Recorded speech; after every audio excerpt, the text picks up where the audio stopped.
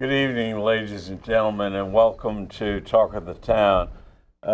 Tonight we have a maybe the same crew that we've had in the past, same panelists, but there's additional events that are going on in the lives of Talk of the Town panelists that's very important. For example, Lynn Scarpont, we know, real estate, wills, lawyer, former register of wills of the county, and now the senior advisor to the comptroller, is now a grandmother for the first time. And we want to congratulate her, but as most grandmothers, she should have all the particulars. And earlier the mayor said, okay, name, size, weight, there it is.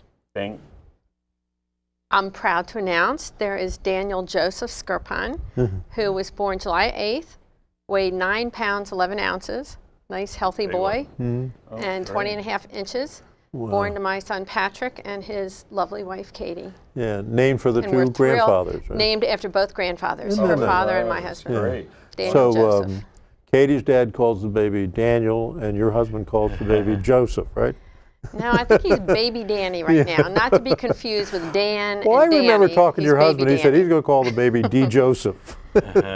We'll see. We'll see how that goes. Well, that's good. Welcome to the Congratulations. Thank the you. fraternity Thank you. sorority of grandparents. We're thrilled. And, Thanks. And of course, the mayor's with us tonight. We missed him last time we were out, and he also has encouraged me to introduce him not only of the wonderful things he's done, he's this great mayor, which he asked me to say each time, but this time we played golf the other day at Bowie Golf Course, and the mayor shot a 45 for 9 holes, and he wanted me to introduce him tonight at Tiger Woods making a comeback. And that's what he's talking about. He would like, if anyone wants to write in or call him about his golf game, you can. oh, that's that good. right? That's good. Yes. I'm just going to tear up the course. Okay. And of course, Len Lucci is here, as everyone knows already, the rainmaker of the O'Malley Miles and Lucci law firm. So who just told us earlier that he keeps getting people that wants him to represent them in a legal context, all from all over the world, including Facebook. They get on Facebook and Good for call you. Len. Good He for also works for the city, does a good job during the legislative He process. represents the city. Represents the city. Yeah. And, Okay, with those introductions eating up most of the time, we want to go to time to wrap up now? to really some really important things. Like I said earlier about a national issue. Does the oil spill, the BP oil spill in the Gulf, does that damage President Obama? Is he weakened by the fact that maybe his reaction time or whatever wasn't as good as it should have been? Bush and Katrina, and Bush lost on that one. How did Obama do with this? What I know it isn't over yet, but with the BP oil spill up to now.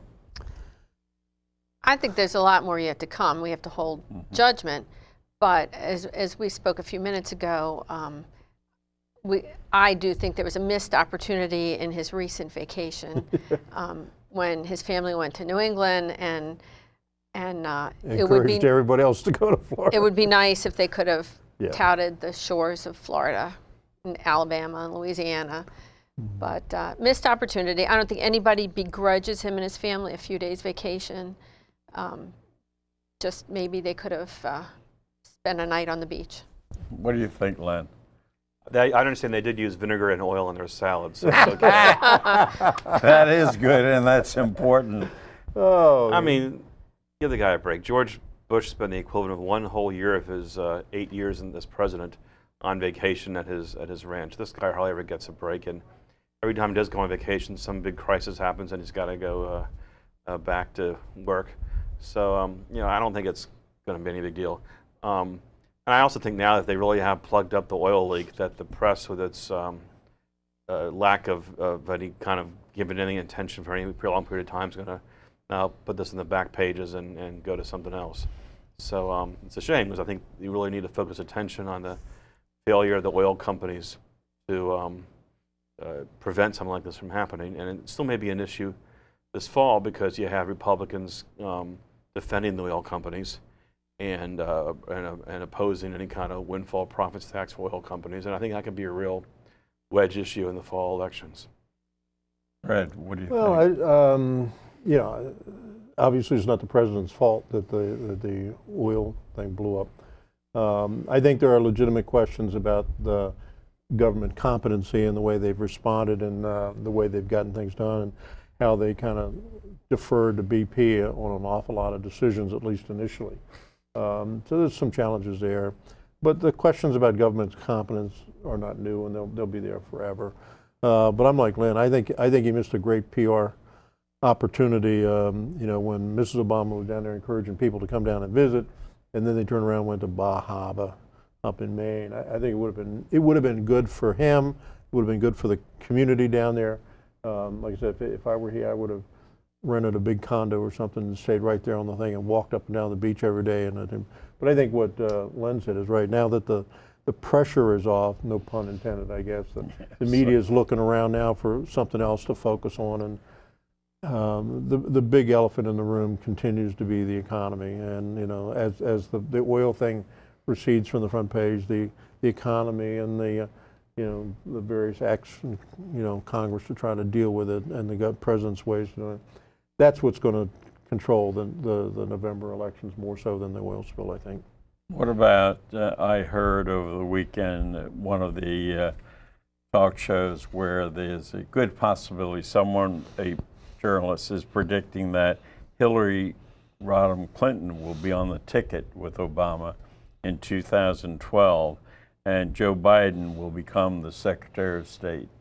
I think anything. That's my reaction on watching this, but it was on one of the Sunday shows. It sounds like somebody needs to get a life. I would have preferred seeing Hillary Clinton as vice president to Joe Biden, you know, just from a competence perspective. But I just can't see if she makes a change, it will be because she decided to run as an insurgent, you know, as presidential candidate. I can't see her moving from the Secretary of State to being vice president.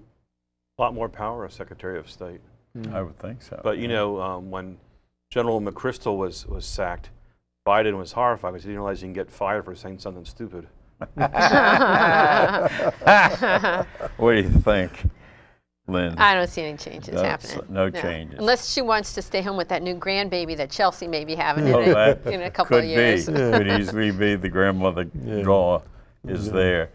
All right, how about, well, let's quickly go and I don't like to seem redundant. Let's talk about Ehrlich and O'Malley and their race because the polls now show that they're in a dead heat. Last time we were here, O'Malley was up by 8 points. Now they're in a dead heat. What is going on? You know, I see nothing about issues. I see nothing that's out front for either one of them in terms of charges this way or that way. So what's happening? I think it comes from Bob Ehrlich picking Lynn Skirpon lookalike to be his running mate. Why didn't he pick you then instead? Actually, I think she looks like his wife. So, and he tends to do that. That his last they all look alike. Chris Cox, was that her name? Yeah.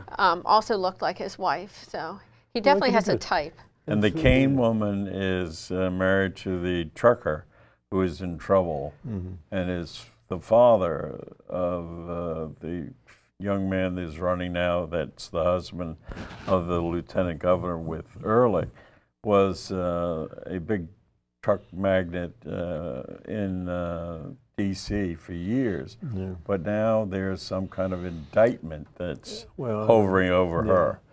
Why, I don't know. Those things come up from time to time. I think the fundamental debate is still going to be O'Malley versus Ehrlich.